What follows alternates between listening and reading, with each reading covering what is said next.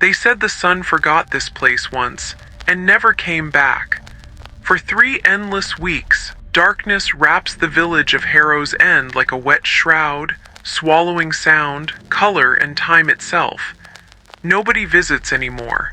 The last road sign leading there has been half buried in ivy, its letters faded into rust. But when I first heard about it, a village where night lasts 3 weeks, I didn't believe a word. I thought it was just another ghost story whispered around campfires. I was wrong. I found out the truth, and I wish I hadn't.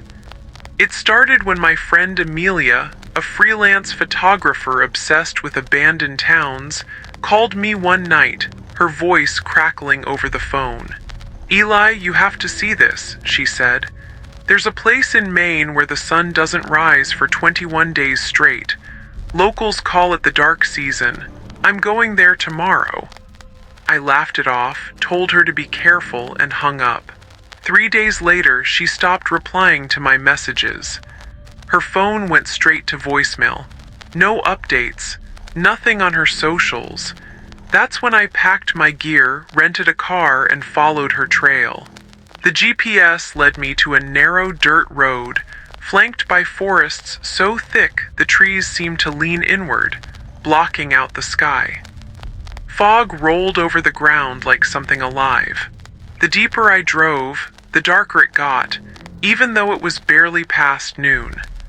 My headlights cut through the mist in weak yellow cones, and somewhere in the woods, I swore I heard a bell tolling faintly.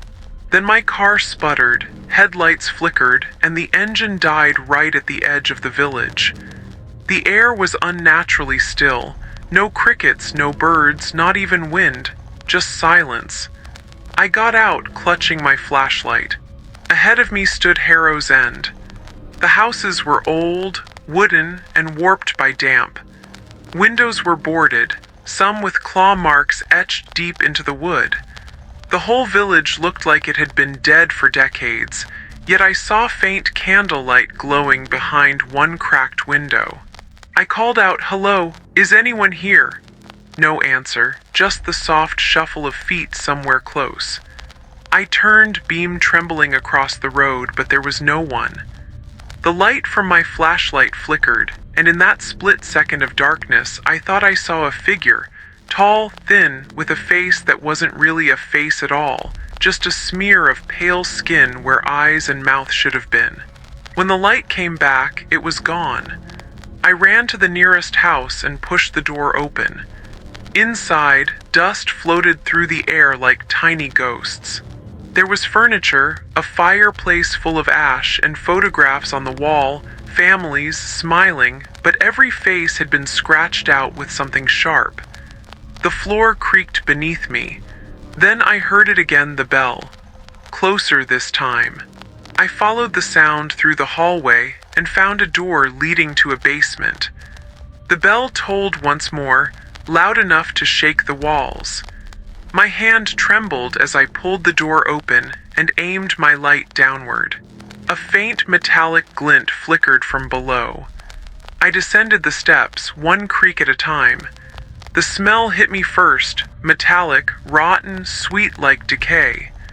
The basement was filled with rows of old clocks, every one of them stopped at the same time. 2:47 a.m. In the corner, a chair. On the chair, a camera, Amelia's camera. My chest went cold. I picked it up, turned it on. The battery still had some life left.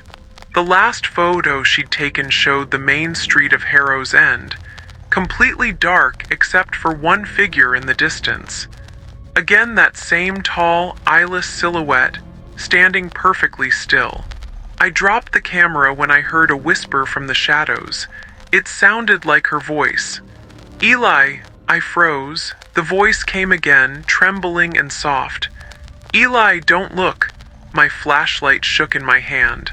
Against every instinct screaming in my skull, I turned toward the sound. Something moved in the corner, a shape shifting like liquid shadow. It slithered along the wall, and as the light touched it, I saw faces pressed within the darkness, mouths open in silent screams, their features melting in and out of form. Amelia's face flickered among them for a heartbeat before vanishing again. I bolted up the stairs, slammed the basement door shut, and stumbled outside into the street. The village was alive now, or something pretending to be alive. Windows glowed dimly. I heard whispers everywhere, coming from behind doors, under the ground, inside the air itself. They spoke in overlapping murmurs, repeating one phrase over and over. The sun is gone. We belong to the dark. My breath clouded in front of me even though it wasn't cold. I ran toward the church at the far end of the road, its steeple leaning as if bowing to the night. The front door was chained shut, but someone had carved strange symbols into the wood, circles crossed by vertical lines, and in the center, a single painted eye dripping red. I found a window loose enough to crawl through. Inside, the air smelled of burnt wax. Candles lined the pews, all burned down to nubs. The altar was covered in photographs, hundreds of them. Every villager, every family, faces scratched out, and pinned in the center was Amelia's picture. My throat tightened. Scrawled beneath it in black ink were the words. She looked at the sun after it died. Something creaked behind me. I turned slowly. There, at the back of the church, stood a man in a tattered coat, eyes wide and glassy, skin pale like paper. His voice rasped like dry leaves. "You shouldn't have come, it sees new faces." I asked what happened to Amelia, what it was. He didn't answer, just lifted a shaking hand toward the window. "It's feeding now, you can't run. The night will find you." I rushed past him, back out through the broken window.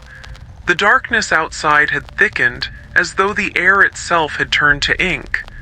I could barely see a few feet ahead. I ran blind until my foot caught on something, sending me sprawling. When I turned my light down, I wished I hadn't. The ground was littered with photographs, hundreds of them fluttering in the dirt. My photo was among them. Someone had already scratched out my face. Then I saw the figure again, standing in the middle of the road. This time it was closer, taller than any man, its limbs too long, its head tilted as if studying me. The air buzzed, lights in my flashlight dimmed. Its chest expanded with a sound like cracking ice, and I saw faint light glowing through its skin, as if it had swallowed stars. I stumbled backward, heart hammering. The whispers grew louder, voices overlapping. "Join the dark, stay where the sun forgot." Something brushed against my arm cold, wet, heavy, and I screamed, swinging my flashlight wildly. The beam hit the figure dead on. It didn't move. Instead, it opened what might have been a mouth, but no sound came out, just that blinding, horrible glow spilling from within. The ground beneath me trembled. The air rippled. And then everything went black. I woke up hours, maybe days, later, lying on the dirt road where my car had broken down. The sun was shining. Birds were singing. My phone was at 2% battery, dozens of missed calls from worried friends lighting up the screen. I laughed, or tried to, telling myself it had to be a nightmare. But when I looked at the time, my blood froze. It was still 2:47 a.m. The sun was out, but time hadn't moved. I got in my car. It started on the first try. I drove until my gas light blinked, refusing to look back. But even now, I can feel it. Something still watching me when I close my eyes. My reflection flickers sometimes. Streetlights dim when I walk by. Last week, I checked my voicemail. The first new message was from an unknown number. When I played it, I heard Amelia's voice, whispering through static. "Eli, the night's not over. It's only hiding." And just before the message ended, the sound of a bell tolled once soft, low, and far too close.